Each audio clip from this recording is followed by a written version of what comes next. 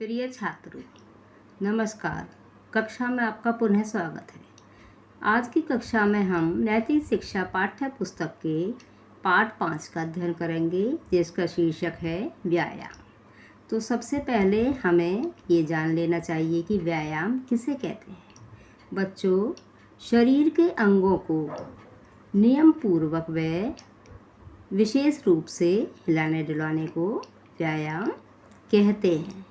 तो आइए अब हम इसका अध्ययन करते हैं और आपको इस पाठ का सारांश बता रही हूँ। आयुर्वेद के सर्वश्रेष्ठ ग्रंथ चरक संहिता में स्वास्थ्य के नियमों का वर्णन करते हुए कहा गया है, पथ्यासी व्यायामी स्त्रीषु जितात्मा नरो न रोगी स्यात्। अर्थात जो परहेज से खाता है और जो स्वास्थ्य के लिए हानिकारक है उन वस्तुओं को नहीं खाता, जो प्रतिदिन उचित रूप से व्यायाम करता है और नियम तथा संयम से रहता है, वह कभी रोगी नहीं होता। बच्चों, स्वास्थ्य की 3 शर्तों में व्यायाम जो है मध्यवर्ती है और व्यायाम करने से शरीर सुडौल होता है और शरीर का रक्त संचार सही रहता है, देह में फुर्ती आती है और काम करने में भी मन लगता है तथा व्यायाम न करने से शरीर दुर्बल बना रहता है। इसलिए हमें हमेशा व्यायाम करना चाहिए। व्यायाम से शरीर के अंग भी मजबूत होते हैं और भोजन भी ठीक ढंग से पच जाता है। और जैसा कि आप भी जानते हैं, संसार में अच्छा स्वास्थ्य अनमोल वस्तु है और जिसकी सेहत ठीक नहीं होती वह बीमार होकर कोई भी काम नहीं कर सकता। स्वास्थ्य ही अमूल्य धन है, इसलिए स्वास्थ्य को बनाए रखने के लिए व्यायाम अवश्य करना चाहिए। अब व्यायाम करने के समय के बारे में बताया जाता है कि व्यायाम करने का सबसे अच्छा समय प्रातःकाल है और रोज़ बाहर शुद्ध हवा में टहलने के लिए जाना भी उत्तम व्यायाम है और उससे भी स्वास्थ्य अच्छा होता है और इससे शरीर को बहुत लाभ होता है। खेलना कूदना भी व्यायाम में शामिल है। शरीर के अंगों में गति पैदा करना और खून का दौरा बढ़े, इस कारण हमारे देश में दंड बैठक, कुश्ती, दौड़ आदि पुराने व्यायाम नियम पूर्वक कराए जाते थे और आज भी हमें उन्हें नियम पूर्वक करना चाहिए। व्यायाम की जगह कैसी होनी चाहिए? व्यायाम की जगह खुली हवादार और प्रकाश में होनी चाहिए और प्रातः और सायं दोनों समय व्यायाम किया जा सकता है और व्यायाम अपनी शक्ति के अनुसार करना चाहिए। और व्यायाम करने के कुछ नियम होते हैं। भोजन के तुरंत बाद हमें व्यायाम नहीं करना चाहिए। अगर हमें भूख लग रही है तब भी व्यायाम नहीं करना चाहिए और व्यायाम करते समय जो हम सांस लेते हैं वो नाक से ही धीरे धीरे लेना चाहिए और स्नान करने से कुछ देर पहले व्यायाम करना चाहिए और स्नान करने से पहले पसीना सुखा लेना चाहिए।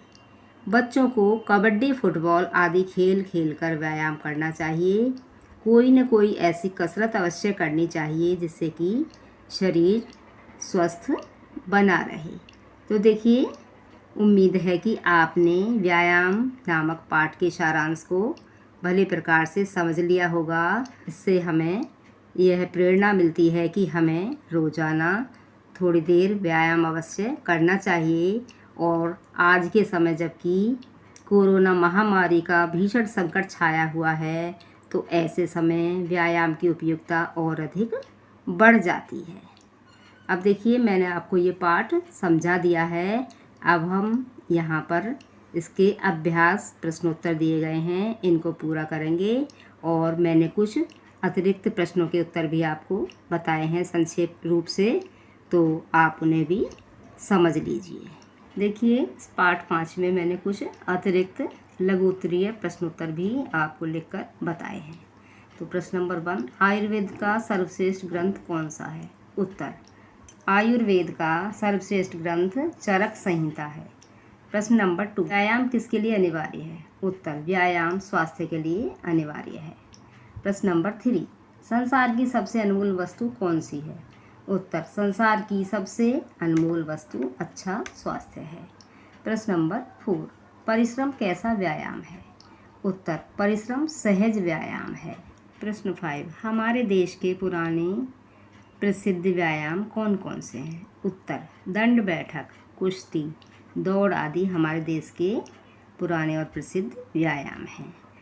अब ये अभ्यास प्रश्नोत्तर हैं। प्रश्न नंबर 1, चरक संहिता में स्वस्थ रहने के लिए कौन सी 3 बातें बताई गई हैं? उत्तर, चरक संहिता में स्वस्थ रहने के लिए निम्नलिखित 3 बातें बताई गई हैं। नंबर 1, स्वास्थ्य के लिए लाभदायक वस्तुओं का सेवन करना। नंबर 2, प्रतिदिन व्यायाम व योगाभ्यास करना चाहिए। और नंबर 3, नियम व संयम से रहना चाहिए। प्रश्न नंबर 2, व्यायाम करने के लिए उचित समय कौन सा है? उत्तर, व्यायाम करने का उचित समय प्रातःकाल है। इसके अतिरिक्त शाम के समय भी व्यायाम किया जा सकता है। प्रश्न नंबर 3, अच्छे स्वास्थ्य के लिए व्यायाम अपेक्षित है। इस विषय पर संक्षेप में अपने विचार प्रकट करें। उत्तर, अच्छे स्वास्थ्य के लिए व्यायाम अनिवार्य है। नित्य प्रति व्यायाम करने से शरीर सुडौल बन जाता है, शरीर में फुर्ती बनी रहती है, रक्त संचार भी सुचारू रूप से होता है, जिससे काम करने में भी मन लगता है। व्यायाम न करने से शरीर कमज़ोर बना रहता है और भोजन भी ठीक ढंग से नहीं पचता। संसार में अच्छा स्वास्थ्य अनमोल वस्तु है। अस्वस्थ होकर मनुष्य कोई भी काम ठीक ढंग से नहीं कर सकता, इसलिए स्वस्थ रहने के लिए व्यायाम करना अति आवश्यक है। प्रश्न नंबर 4, व्यायाम किसे कहते हैं? उत्तर, शरीर के अंगों को नियम पूर्वक और विशेष ढंग से हिलाने डुलाने को व्यायाम कहते हैं।